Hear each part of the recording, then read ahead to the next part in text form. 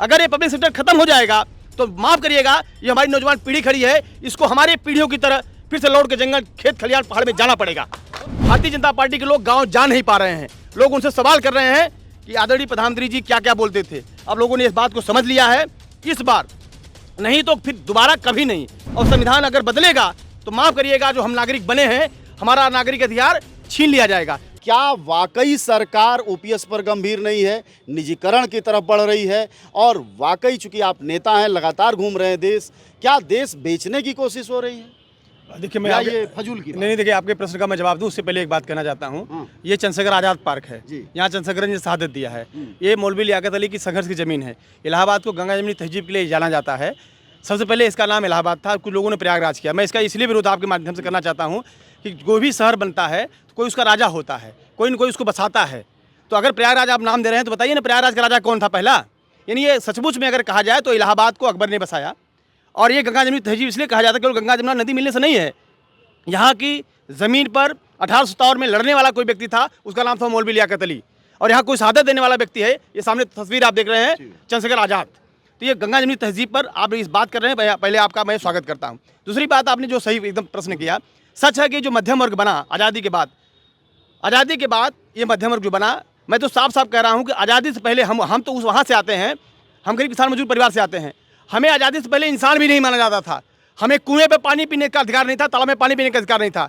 हमारे महापुरुष लड़े, हमें पानी का पीने का आज़ादी मिली। आज़ादी के बाद 1947 में आज़ाद देश हुआ और 26 जनवरी 1950 संविधान लागू हुआ तो हमें नागरिक माना गया। हमें नागरिक माना गया तो सरकारी सेक्टर जब बना तो हमें वहाँ नौकरियाँ मिली तो हम जंगल, पहाड़, खेत, खलियान से कस्बों में आए और कस्बों से हमारे बच्चे शहर गए और शहर से पढ़ लिख कर देश दुनिया जाना शुरू किए। अगर ये पब्लिक सेक्टर खत्म हो जाएगा तो माफ़ करिएगा, ये हमारी नौजवान पीढ़ी खड़ी है, इसको हमारे पीढ़ियों की तरह फिर से लौट के जंगल, खेत, खलियान, पहाड़ में जाना पड़ेगा। इसीलिए ये लड़ाई जो है, ये जो आज का आप बात कर रहे हैं, ये गंगा जमनी तहजीब का शहर इलाहाबाद है और इलाहाबाद में एक बदलाव का लहर चल रही है। मैं उससे वाकिफ़ हूँ और यकीनन जब इलाहाबाद में बदलाव होता है तो पूरे देश में बदलाव होता है। वो चाहे 2004 देख लीजिए, वो चाहे 2009 देख लीजिए। इस बार भी इलाहाबाद शहर में भारतीय जनता पार्टी के लोग गाँव जा नहीं पा रहे हैं। लोग उनसे सवाल कर रहे हैं कि आदरणीय प्रधानमंत्री जी क्या क्या बोलते थे। अब लोगों ने इस बात को समझ लिया है, इस बार नहीं तो फिर दोबारा कभी नहीं। क्योंकि साफ साफ है कि लोग साफ साफ कह रहे हैं कि अगर ये आ जाएंगे, इनके, मैं नहीं कह रहा हूँ, इनके तमाम मंत्रियों ने, यहीं बगल में अयोध्या के जो सांसद हैं, उन्होंने कहा कि हमें 400 पार इसलिए दीजिए कि हम संविधान बदलेंगे। और संविधान अगर बदलेगा तो माफ़ करिएगा, जो हम नागरिक बने हैं, हमारा नागरिक अधिकार छीन लिया जाएगा। तो हम अपने नागरिक अधिकार के लिए न केवल चुनाव में इनको हराएंगे, बल्कि बूथ बूथ पे जाकर नौजवानों की टीम बनाकर, युवाओं की टीम बनाकर, गरीबों, किसानों, मजदूरों की टीम बनाकर हम इनसे लड़ेंगे। और सबसे बड़ी बात है जो ईवीएम का घालमेल इनका है, ईवीएम का और बूथ पे जो बने इनका घालमेल है। आपने देखा चुनाव पहले बार हुआ तो 12 दिन बाद आ रही है, जबकि पहले नहीं 12 दिन बता रहे हैं कि इतनी वोट परसेंट पड़ा, जबकि पहले बार बैलेट से वोट पड़ता था तो दूसरे तीसरे दिन लिस्ट आ जाती थी कि यहाँ इतना परसेंट।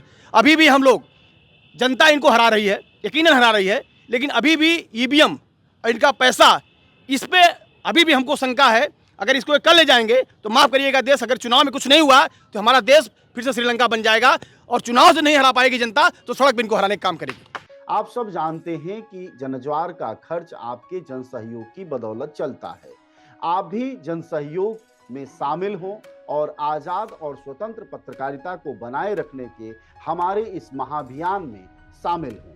हमें इंतजार रहेगा आपके सहयोग का, क्योंकि आपका सहयोग ही हमारी मजबूती का सबसे ताकतवर रास्ता है। धन्यवाद साथी।